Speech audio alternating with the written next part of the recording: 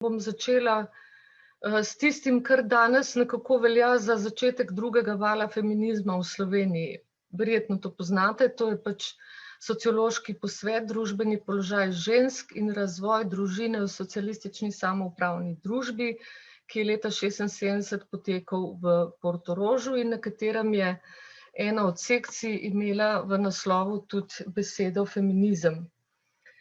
Po pričevanju Mirjane Ule se je na tem posvetu prvič javno izpostavilo vprašanje feminizma v socializmu, kot je zapisala leta 2017.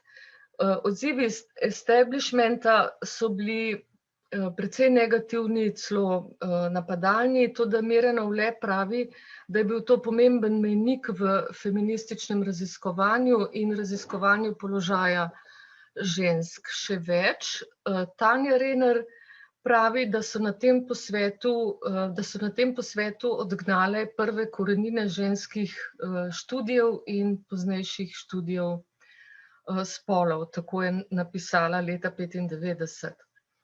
Zdaj, vsi vemo, da je socialistični sistem bil trdno na stališču enakopravnosti žensk in moških, se pravi enake obravnave pred zakonom, in da je izhajajoč iz razredne analize in koncepta socialističnega samoupravljanja enakopravnost spolov gradil tako, da je močno podpiral zaposlovanje žensk.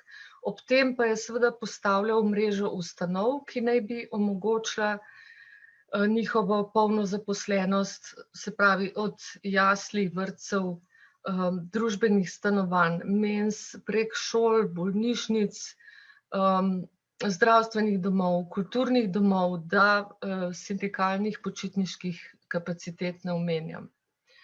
Skratka, država, opredeljena za socialistično, si je prizadevala za izboljšanje družbenega položaja vseh in v tem okviru se je po zaslugi močnih političark, kot je bila Vida Tomšič, osredotočala na podružbljanje enega pomembnega dela skrbstvenih in gospodinjskih funkcij.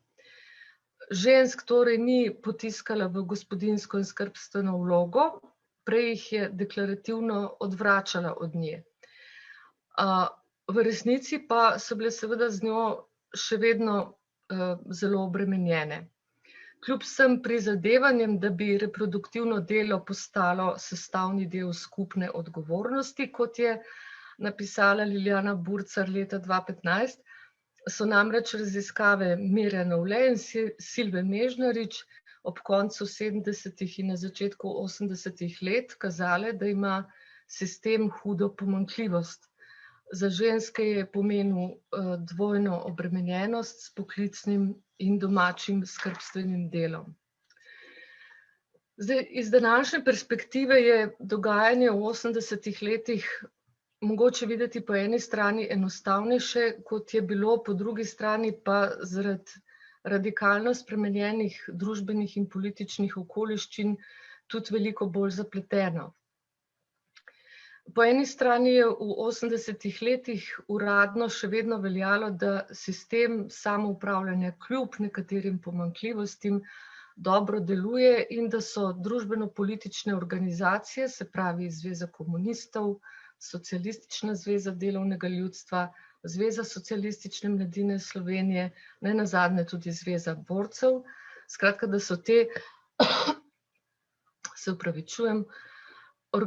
so te organizacije povsem primerne in zadostne oblike političnega organiziranja. Zato je tudi še sredi 80. let že zgolj samo organiziranje ljudi lahko obveljalo za eksces pod vplivom buržoazne ideologije in to se je dogajalo tudi feminizmu. O nas so kritično razpravljali forumi Zveze komunistov in Socialistične zveze delovnega ljudstva, tako je na primer ženski forum pri tej zadnji, pri Socialistični zvezi jeseni leta 1986 na dnevni red uvrstil fenomen feministične skupine Lilit skupaj s članki v katoliških časopisih, ki so zagovarjali pravico žensk, da se ne zaposlijo oziroma da se doma posvetijo skrbi za otroke. In oboje je bilo na dnevnem redu kot eksces, ki pač ne spada v samoupravno socialistično družbo. In to je samo eden od primerov tega, kar Mirjana Ule označi kot levi v narekovaju, antifeminizem, ki, kot pravi ona, etiketira feminizem kot meščansko ideologijo in jo s tem politično diskreditira. Ampak hkrati se je odnos oblasti v 80. letih do feminizma mehčal, tako kot tudi do drugih novih družbenih gibanj. Tako je januarja 1988, na primer, sekcija za, zelo dolg naziv sledi, sekcija za družbeni položaj žensk in družine pri Marksističnem centru Centralnega komiteja Zveze komunistov Slovenije razpravljala o sodobnem feminizmu na Slovenskem. Tako je bilo naslov razpravi. V vabilu na razpravo so bili kot gradivo predlagani feministični teksti. Uvodničarki sta bili Vlasta Jalušič in Tanja Rener, torej feministki, ki pa sta takrat bili članici te sekcije. V glasilu Zveze komunistov Komunist je Marija Cigale takrat v tej razpravi zapisala, citiram, pokazalo se je, da tako imenovanega ženskega vprašanja, ki naj bi ga kot splošno družbeno vprašanje rešil socializem z razvojem, doslej ni rešila nobena družba, tudi ne socializem, tudi ne naš. Konec citata. Skratka, konec 80. let hudih pritiskov proti feminizmu strani oblasti ni bilo več, je pa bilo treba nenehno dokazovati, da feminizem ni ideologija razvajenih meščanskih izobraženk in da ima tudi v socializmu še kaj povedati. Če smo torej konec 70. let v veliki meri imeli opraviti še z ostrim zavračanjem feminizma kot buržoazne ideologije, smo imeli konec 80. let opraviti v glavnem s toleranco do njega, torej s strpnostjo, ki je, če lahko citiram na tem mestu, povsem izven originalnega konteksta Luja Adamiča, ki je skratka samo prevlekana nestrpnosti. Toda do tja, do te strpnosti je bilo treba v tem dolgem desetletju 80. let šele priti, točneje se prebiti.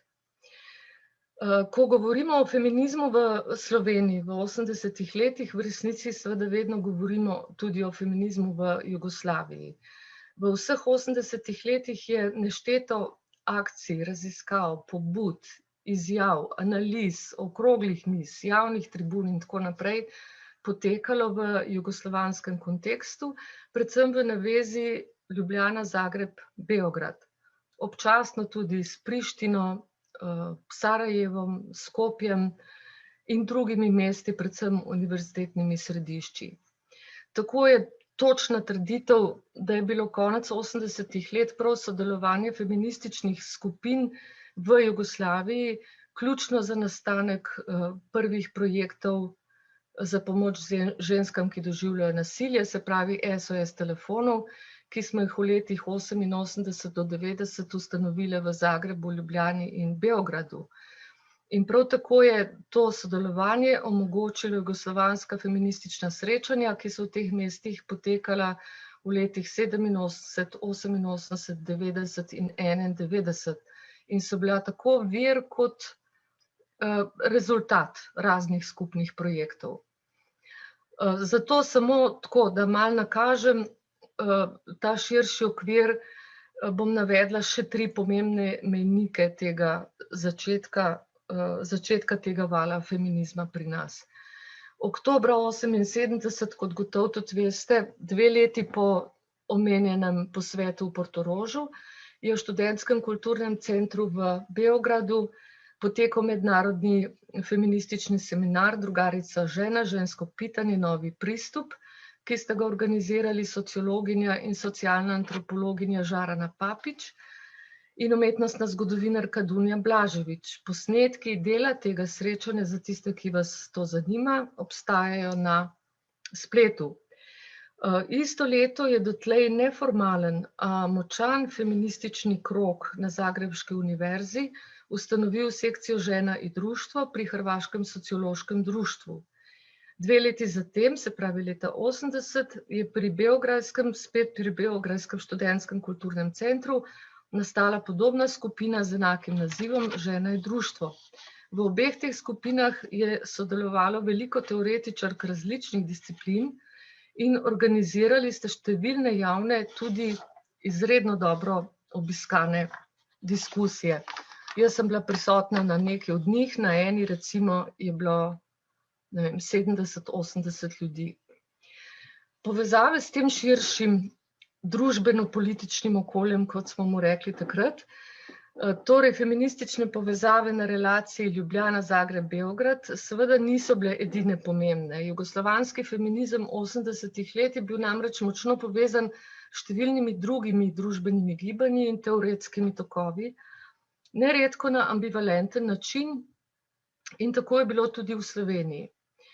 Zdaj, prav zaradi obsežnosti in prepletenosti teh povezav ter zaradi njihove pogoste ambivalentnosti je ta današnja predstavitev, ki ima ambicijo biti v zgodovinskem pogledu vendarle kolikor toliko verodostojna, je precej zahtevna in zato se moramo v njej omejiti samo na nekaj tem.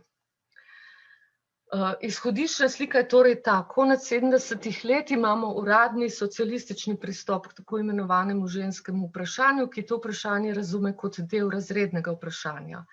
Najvplivnejša predstavnica tega pristopa je Vida Tomšič, ki je skupaj z drugimi družbeno-političnimi delavkami, kot se je temu tudi takrat reklo, v 3 desetletjih po drugi svetovni vojni jim je uspelo vpeljati zelo pomembne spremembe za življenje žensk, zlasti na področju reproduktivnih pravic. O tem sta pri nas recimo pisali Sara Rožman ali Liljana Burcar. Imamo potem skupino precej mlajših teoretičark, Mirjana Ule, Tanja Rener, Silva Mežnarič in tako naprej, ki se ukvarjajo z dotlej zanemarjenimi vprašanji zasebnega, zlasti dvojne obremenjenosti žensk.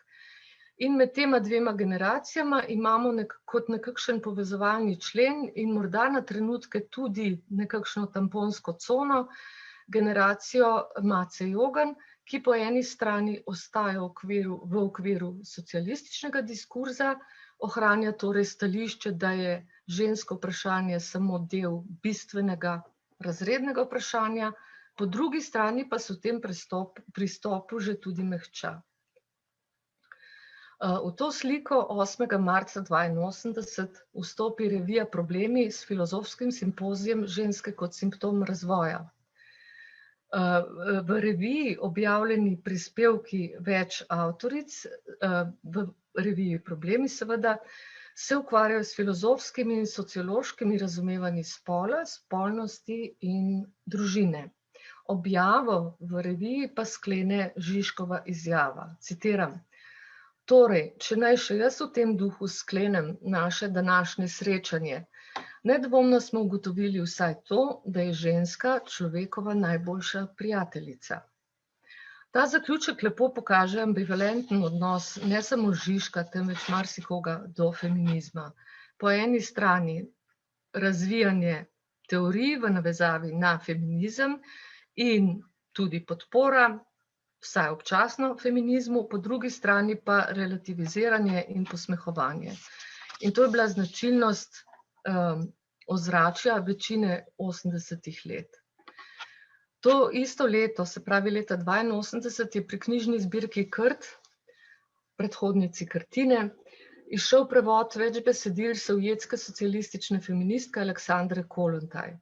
Po objavah del Vide Tomšič, na primer zbornika Ženske, delo, družina, družba, ki je izšel leta 1976, in po že dokaj starih prevodih nekaterih klasik, kot je Beblova Ženska in socializem, ki je v prevodu išla leta 1960, je bila knjiga Aleksandra Kollontaj pomembna sprememba. Kollontaj namreč ne piše samo o tem, kako bi morala biti urejena družba, da bi lahko ženske v njej svobodneje dihale, temveč tudi o tem, kakšno bi lahko bilo to svobodnejše dihanje. Tako piše o svobodni zvezi, o erotičnem tovarištvu, o novi morali in tako naprej, ki naj ne bi več temeljili na zasebni lastnini, saj je bila ta socialistična revolucija odpravljena, temveč na svobodnih odnosih, svobodnih posameznic in posameznikov. V prvi polovici 80. let se je zgodilo še več pomembnih objav. Tako je ob 8. marcu 1984 takrat zelo brana revija Jana objavila članek Mace Jogan, ali je posebna ženska organizacija rešitev. Odgovor avtorice na to vprašanje je bil ne. To bi bil anahronizem, ki ne bi imel množične podpore, bil bi korak nazaj, kajti optimalna pot je lahko le skupna borba za dejansko uresničevanje enakopravnosti vseh ljudi. To je bil citat, seveda. In ta borba, ta boj naj bi že tako ali tako potekal v okviru socialistične zveze. Naslednji mesec je Marja Božič, to je bil psevdonim Vlasta Jalušič, objavila v Mladini odziv na ta tekst z naslovom Od kod ženski antifeminizem, v katerem je med drugim opozorila na dvojno eksploatacijo žensk v obstoječem sistemu. Danes žal že pokojni Jaša Zlobec je na to v Mladini objavil prispevek Bolne neveste in nič bolj zdravi ženini, v katerem je ugovarjal zatrjevanju, da ženskega vprašanja ni. Radio Študent je na to objavil odziv na Jašo Zlobca, odziv Ivane Kužnik, z opozorilom na nove probleme, ki se pojavljajo od začetkov umikanja v zasebnost v 60. letih. Časopis za kritiko znanosti je v istem letu objavil nekaj pomembnih prevodov in tudi članek beograjskih feministk Biljane Brankovič in Lepe Mlađenović Ničja zemlja. Skratka, leta 1984 se pojavi več objav, ki same po sebi govorijo o obstoju ženskega vprašanja. Poleg tega pa izbruhne razprava o vprašanju, ali je potrebno in smiselno, da se ženske ločeno organiziramo. Vprašanje je bilo pomembno. V tistem času je bila v kolektivnem spominu še trdno zasidrana protifašistična fronta žensk, AFŽ, ki je bila leta 1953 po 11 letih obstoja razpuščena. Vida Tomšič je na 4. kongresu AFŽ, na katerem je bil AFŽ razpuščen, povedala takole: Bila je to šola 10 tisočev in 100 tisočev žensk, ki so se v AFŽ v svoji organizaciji naučile politično živeti, sodelovati v javnem življenju. To je bila organizacija, ki je naslanjajoč se na težnje in sile žensk samih začela boj proti zaostalosti, nepismenosti, praznoverju in predsodkom vseh vrst, ki so vlekli in še vlečejo žensko nazaj. Konec citata. Torej, še vlečejo žensko nazaj. Toda Tomšič je v nadaljevanju zatrdila, da bi posebna organizacija, ženska organizacija takrat, torej leta 1953, vodila k izločanju ženske iz našega skupnega političnega življenja, pripeljalo bi to do zgrešenega naziranja, da se morajo ženske za uresničevanje svojih pravic bojevati proti ostali družbi, kar je posebno nevarno. Konec citata.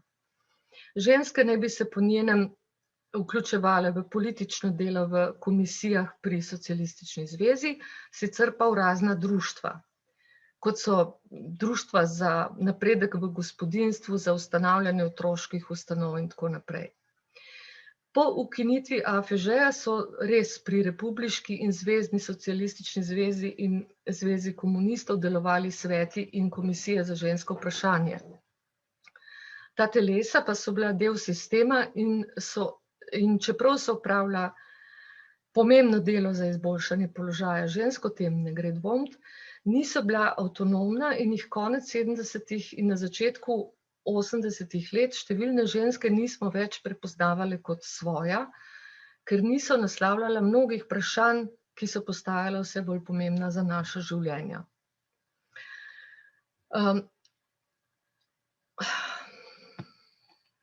Sem obljubila, da bom malo krajšala. Skratka, v tem času, v prvi polovici 80. let je zanesljivo postalo jasno, da socialistični tip emancipacije ob vseh pridobitvah prinaša dvojno obremenjenost žensk in da ne rešuje mnogih vprašanj, ki zadevajo samo ženske, ali ženske bolj kot moške, ali ženske drugače kot moške.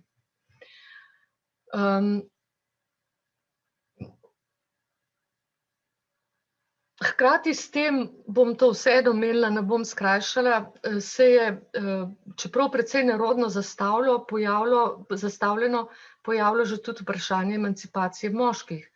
Novembra 1984 je v Naši ženi, na primer, izšel zapis okrogle mize z naslovom Čas bi že bil, da se emancipirajo tudi moški, na katerih je sodelovalo 5 moških in Maca Jogan. Ne bom povzemala razprave. Povem naj samo to, da je sodelujoči psihiater Jože Lokar med drugim izjavil, citiram, na koncu bi še enkrat poudaril, da so moški na mnogih področjih svojega življenja resnično ogroženi, pa ne od ženske. Kakor tudi ni res, da so moški ogrožali ženske. Na intimnem področju ni bilo izkoriščanja, čeprav je res, da so moški ženske pretepali. Skratka, to je bil nivo debate o tem vprašanju v tistem času. Omenim naj še, da je konec leta 1984 v Ljubljani potekal tudi simpozij Židovsko vprašanje, na katerem je Lidija Sklevicki, sociologinja in antropologinja iz Zagreba, govorila o protifašistični fronti žensk, Mirjana Ule pa je imela prispevek Žid in ženska kot simbola potisnjene univerzalnosti. Potem je v naslednjih 2 letih izšlo nekaj pomembnih publikacij. Najprej marca 1985 ženska priloga Pogledi v reviji Mladina, ki jo je pripravila nekaj mesecev prej ustanovljena ženska sekcija pri Sociološkem društvu in je prinesla tekste o mitologiji, pomembni za feminizem, o čarovništvu, lezbištvu, vzgoji deklic, nasilju nad ženskami in tako naprej. Leto pozneje sta izšli knjigi s povsem različnimi pristopi k položaju žensk. Maca Jogan je kot urednica izdala knjigo Ženske in diskriminacija, v kateri več avtoric analizira položaj žensk v socialistični družbi, zlasti pravni položaj, položaj v delovnih razmerjih, politično reprezentacijo in tako naprej. Druga knjiga pa je bil zbornik o ženski in ženskem gibanju, ki je uvozil izbor tekstov zahodnega feminizma, torej prav tistega, ki so ga uradne instance v tistem času zavračale kot buržoazno ideologijo in opozarjale pred njim kot pred nevarno stranpotjo. Stranpoti, ki jih je prinesel ta zbornik, so bili na primer teksti Kaj bi morala vedeti vsaka lezbika, Rie Mae Brown in Charlotte Bunch, se opravičujem, Seksualna politika Kate Millett, Spol, ki to ni Luce Irigaray in Odpor je mogoč skupine Rote Cora. In te stranpoti so seveda prespraševale točno teme, ki so v socializmu ostajale v klozetu, če si smem sposoditi izraz iz LGBT besednjaka. Leta 1986 je izšla tudi posebna številka problemov z naslovom Prekopavanje ozadja, ki je uredila Vlasta Jalušič. Prinesla pa je prispevke avtoric iz jugoslovanskega prostora s področji filozofije, sociologije, psihoanalize in psihologije, filmske kritike in tako naprej.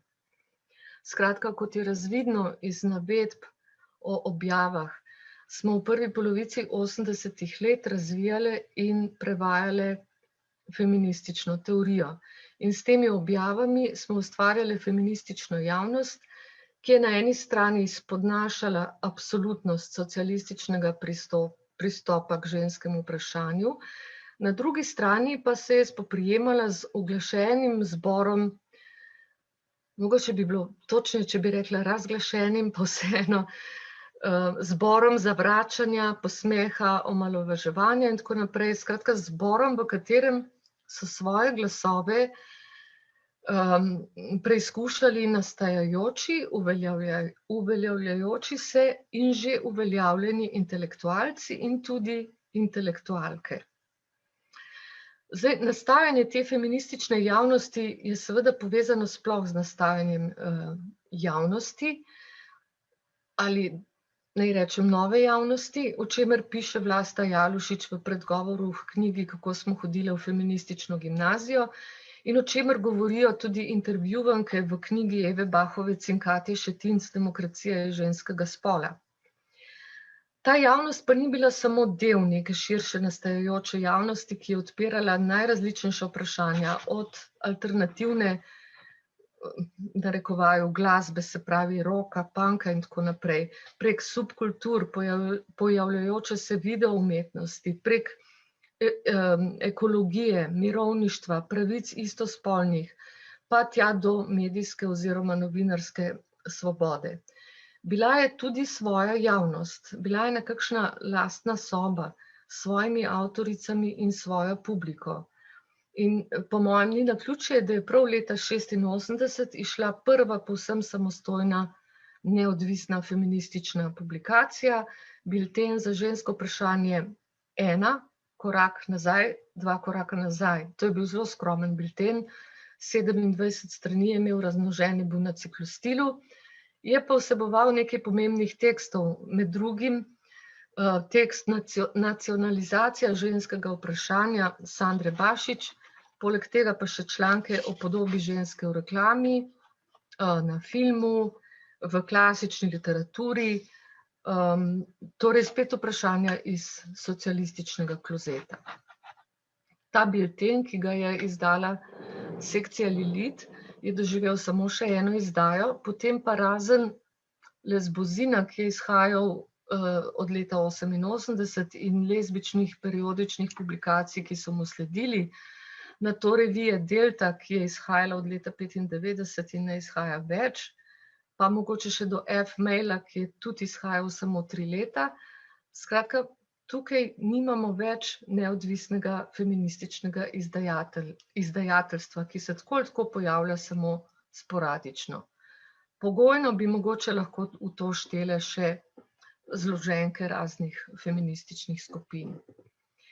Ob tej neodvisni produkciji v drugi polovici 80. let je šlo tudi še nekaj knjižnih prevodov, pomembnih za feministično teorijo, na primer Proti naši volji, moški, ženska in posilstvo, Susan Brownmiller ali Ženska želja, Rosalind Coward. Še naprej so seveda izhajali avtorski in prevedeni članki, izjave, pobude v številnih časopisih in revijah, od Dela, Dnevnika in Večera do Mladine, Tribune in Katedre, potem prispevki v obliki pogovorov in komentarjev so se seveda pojavljali tudi na Radiu Študent, pa tudi na Radiu Glas Ljubljana, na Valu 202 in celo na prvem radijskem in televizijskem programu. Skratka, v večini takrat obstoječih mainstream in alternativnih medijev. Feministična javnost bi bila seveda precej invalidna, če bi obsegala samo publiciranje. Čeprav je korenine pognala že prej, je zares zaživela z nastankom ženske sekcije pri Sociološkem društvu. Maca Jogan je spomladi leta 1984 pravilno zaslutila, kaj se bo zgodilo v tistem članku, ki sem ga omenila, o ločeni ženski organiziranosti, in zgodilo se je že tisto jesen. Če se malo pošalim in uporabim Žižkove besede, človekove najboljše prijateljice so se odločile, da poskusijo postati najboljše prijateljice druga drugi. Kljub pomislekom številnih je nastala torej prva ženska skupina, feministična skupina, ki ni bila vezana na takratne družbeno-politične organizacije. To je bil gotovo prelomen dogodek za samostojno feministično organiziranje. In po mojem mnenju je bilo za razvoj feminizma pri nas ključno, da se je ob vseh navedenih in še vseh drugih teoretskih in esejističnih prispevkih leta 1984 prva skupina žensk in nato leta 1985 druga skupina odločila, da se začne s položajem žensk ukvarjati zunaj obstoječih sistemskih organov in forumov ter brez prisotnosti moških. S tem zadnjim so nekatere imele težave in te težave, to nelagodje je nekaj, kar lahko v našem feminizmu spremljamo ves čas. Tudi v raziskavi Eve Bahovec in Katje Šetinc izpred 10,5 leta je še mogoče brati izjave, ki razkrivajo takšno nelagodje. Se opravičujem.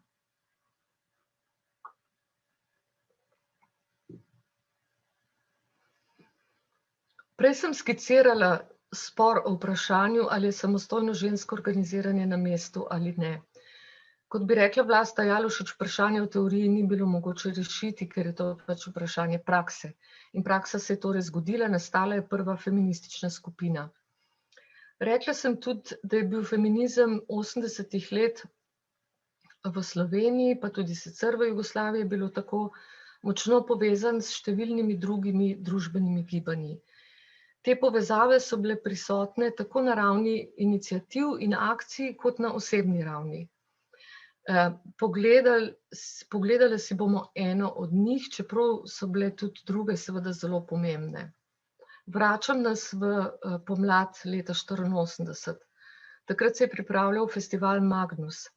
Z organizacijsko skupino festivala je navezalo stik nekaj žensk, ki, citiram, bi rade kaj naredile v zvezi z ženskami. Tako mi je takrat povedal eden od organizatorjev, Aldo Milohnič, sicer znan kot član skupine Burgezija. Srečala sem se z dvema od teh žensk in naslednje leto sta se pridružili skupini Lilit. In te ženske, ki bi rade kaj naredile v zvezi z ženskami, so bile ena od pomembnih spodbud za nastanek Lilit. Če rečem drugače, za začetke feminističnega aktivizma so bile zelo pomembne lezbijke, dobesedno kot posamezne osebe in seveda tudi zaradi začetkov gibanja za pravice istospolnih. V feminističnih skupinah odnos do lezbištva nikakor ni bil enoznačen. Kolikor vem, je bilo v 80-ih letih vprašanje spolne usmerjenosti tema pogovorov o osebnih opredelitvah, sploh samo v skupini Lilit. In tu so se nekatere heteroseksualno opredeljene bale, da bi bile označene za lezbijke. Tudi nekatere, ki so nihale v svoji opredelitvi, so se bale stigme. Potem v skupini so bile odkrite lezbijke, ki so živele v intimnih partnerskih odnosih z ženskami. Potem so bile politične lezbijke in bile so tudi heteroseksualne, ki se niso bale stigme. Skratka, vsa možna mešanica.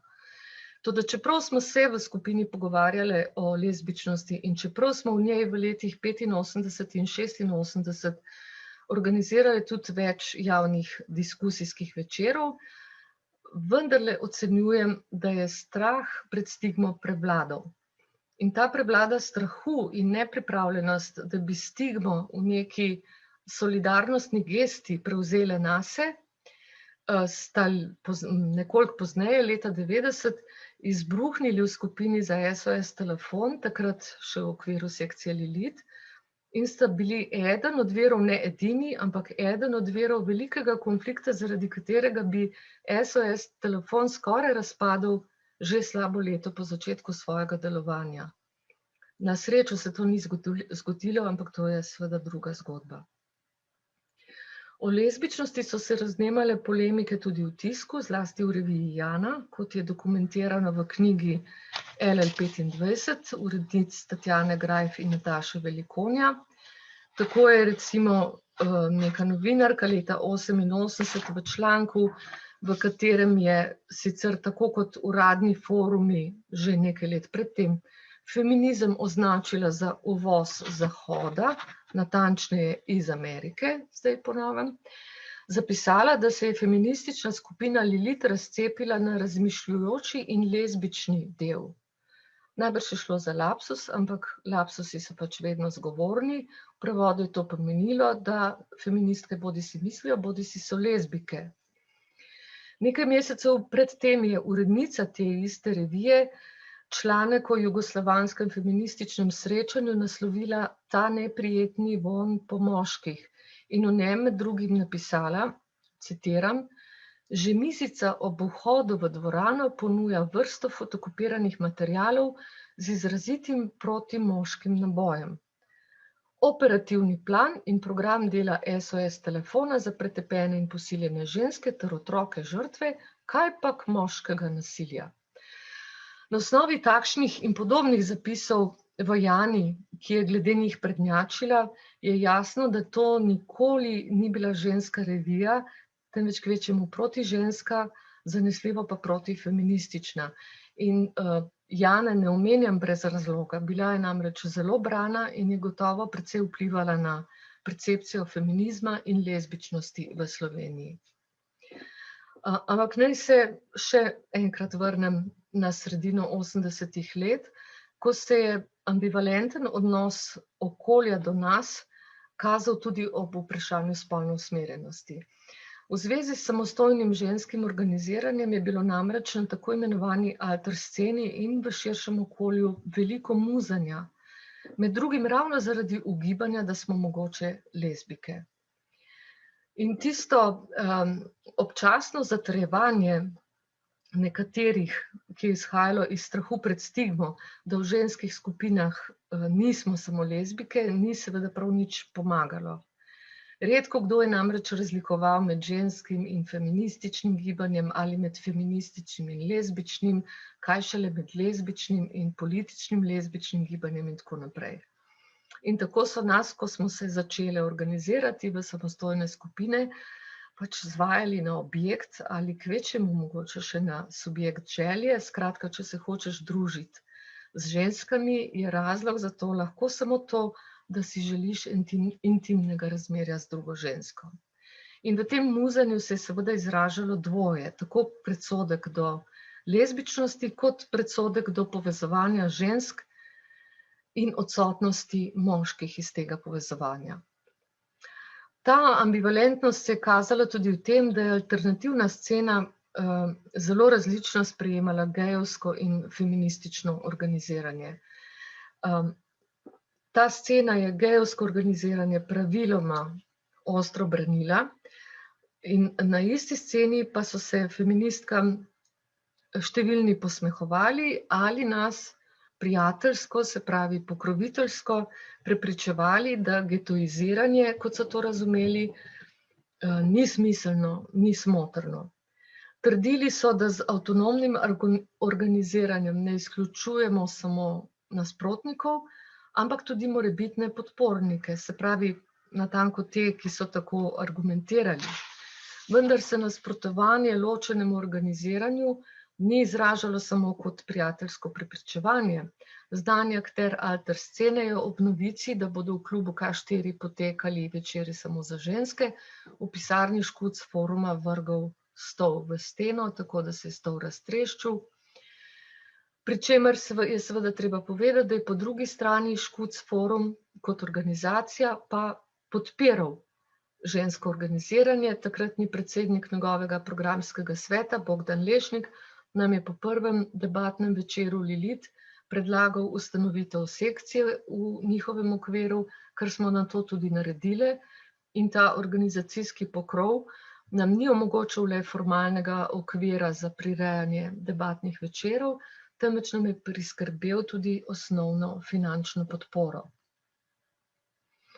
Prvi večer Lilit, ki se je zgodil aprila 1985, se pravi slabega pol leta po ustanovitvi ženske sekcije pri Sociološkem društvu, ima v zgodovini feminizma 80-ih let posebno mesto, ker je pomenil radikalen rez. Odprle smo javni prostor samo za ženske. Tudi na žensko sekcijo pri Sociološkem društvu smo hodile samo ženske. Vendar tista srečanja niso bila čisto zares javna, ker jih nismo javno oglaševale in smo pač prihajale tiste, ki smo se poznale v neki mreži. Prvi večer v Lilit pa je bil najavljen v nekaterih časopisih in s plakati po Ljubljani, pa tudi po nekaterih radijih. Radikalen pa je bil ta prvi večer tudi po svoji temi. Tema je bila namreč ženska seksualnost in Darinka Vrečko, Srna Mandić, Mirjana Ule, Tanja Rener in Vlasta Jalušić so o tej temi govorile pred publiko reci in piši 250 žensk. Seveda se je obisk naših večerov na to postopno zmanjševal ker je zlasti tisti prvi večer prišla marsikatera preprosto zato, ker je bilo treba biti zraven, ker je bilo v zraku, da se dogaja nekaj radikalnega, če v sicer javni prostor moški nimajo vstopa. Zdaj, nujno je seveda povedati tudi to, da feministični skupini, zdaj že večkrat omenjeni ženska sekcija pri Sociološkem društvu in ženska sekcija Lilit pri Škuc forumu, nista bili edini v prvi polovici 80-ih let. Že leta 1982 je na pobudo pesnice Vere Pejović nastala skupina, ki se je ukvarjala z žensko literaturo.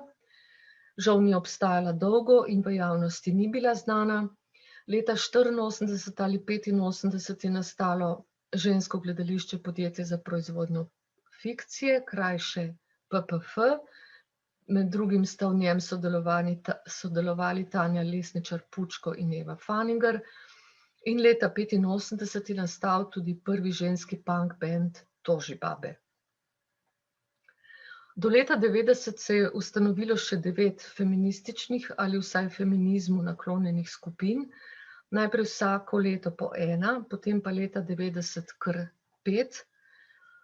Takole je šlo leta 1986 delovna skupina za ženska gibanja in ženske raziskave pri Republiški konferenci za SMS, 1987 delovna skupina za ženska duhovna gibanja pri sekciji Lilit, na prelomu 87 v 88 LL oziroma lezbična sekcija pri Škuc forumu, 89 skupina za SOS telefon pri sekciji Lilit, nato od 90 društva SOS telefon in potem leta 90 ženska iniciativa, iniciativa Delle Donne Koper, ženske za politiko, Društvo za enake možnosti žensk in moških iniciativa, Prenar klub in prva ženska skupina za samopomoč v okviru sekcije Lilit.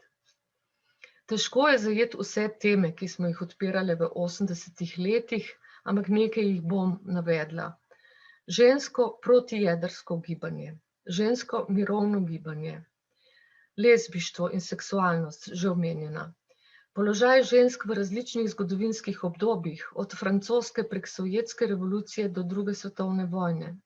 Žensko in delavsko gibanje, feminizem med obema svetovnima vojnama, feministično in lezbično gibanje v evropskih državah, zgodovina volilne pravice, zgodovina 8. marca, politična zastopanost in politična moč žensk, nevidno žensko delo in dvojna obremenjenost, položaj žensk v tako imenovanem tretjem svetu, populacijske oziroma demografske politike, reproduktivne pravice, vključno s pravico do splava, vojaško usposabljanje za ženske, podoba ženske v reklami, podoba ženske na proslavi dneva mladosti, mit matere, ženske na filmu, ženske v literaturi in žensko pisanje, lezbična literatura, feministični pristop k ženskemu zdravju in feministična psihoterapija, feministični pristopi v psihoanalizi, nasilje nad ženskami, pomoč žrtvam nasilja in kazenska zakonodaja, pornografija, prostitucija, ženska solidarnost. Skratka, težko najdete temo, ki je nismo odprli v tem ali onem prostoru, na tem ali onem forumu, v tem ali onem mediju, v teoriji in ali v praksi. V tej predstavitvi sem se v glavnem osredotočala na nastajanje feministične javnosti, ki je po mojem eden od ključnih pogojev za odpiranje vseh vprašanj, ki zadevajo ženske. Šele zdaj na koncu sem omenila 2 izredno pomembni vprašanji feminističnih angažmajev v 80-ih letih, problem demografskih politik in problem nasilja nad ženskami. O demografskih politikah in njihovi vpetosti v nacionalistične diskurze piše Vlasta Jalušić v knjigi Kako smo hodile v feministično gimnazijo.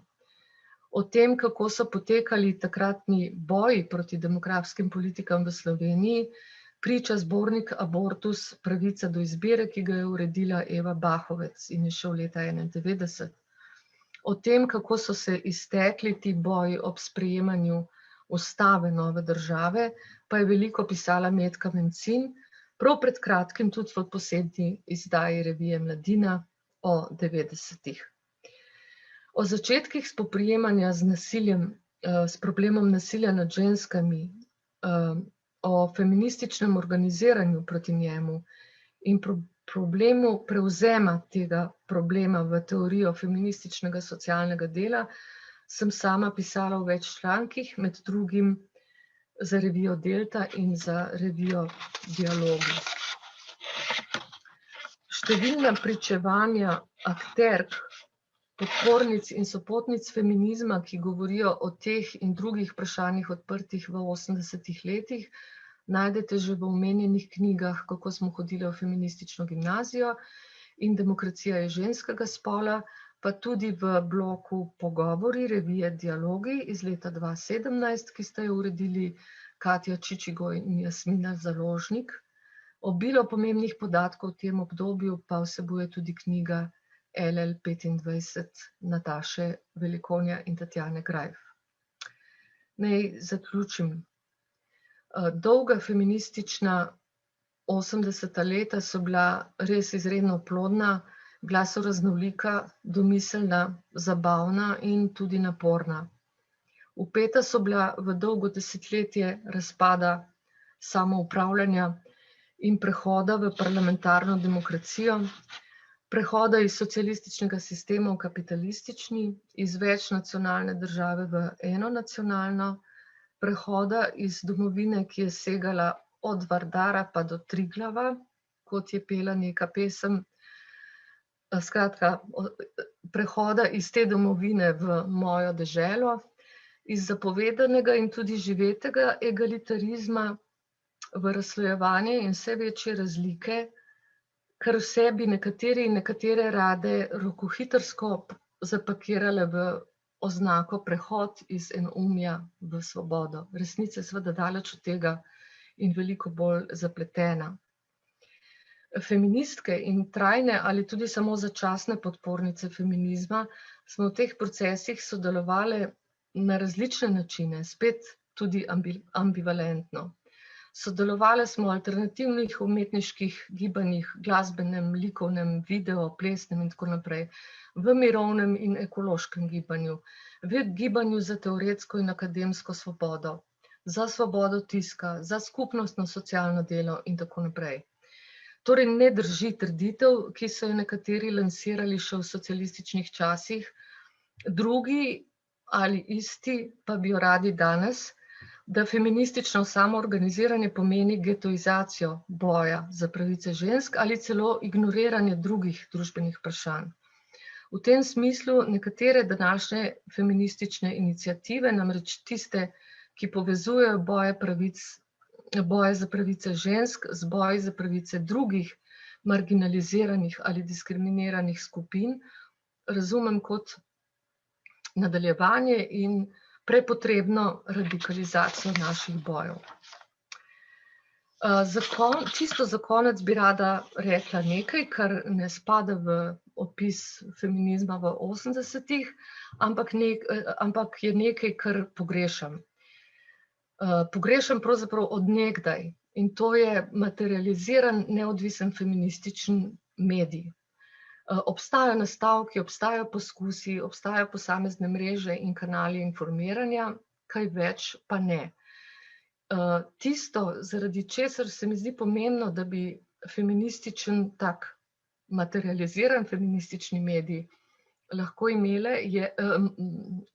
vseboval, je tematizacija, ki je zdaj ni, saj mislim, da ne, razen v nekih zaprtih skupinah, in razen v nastavkih in je tudi prej ni bilo, tematizacija samih feminističnih angažmajev. Kakšni smo, kako se organizirajo, kakšni so njihovi cilji, kaj dosegajo, kdo smo feministke, od kod prihajamo, iz katerih družbenih slojev in katera vprašanja iz njih prinašamo v feminizem, kako jih zastavljamo, kako nanje odgovarjamo. Potem relacije med feminističnimi angažmaji in angažiranimi feministkami, pa relacije z drugimi družbenimi, zlasti spet marginaliziranimi in diskriminiranimi skupinami ter njihovimi gibanji, iniciativami in tako naprej. Skratka, tisto, kar pogrešam, je neka lastna soba, lasten medij za samorefleksijo feminizma. Če rečem drugače, pogrešam prostor, kjer bi obravnavale osebno kot politično, ne le na ravni izkušenj, ki jih imamo kot ženske, in predvsem ne samo na ravni izkušenj, ki jih imajo ali so jih imele druge ženske, ampak tudi na ravni izkušenj iz svojih feminističnih angažmajev. Hvala.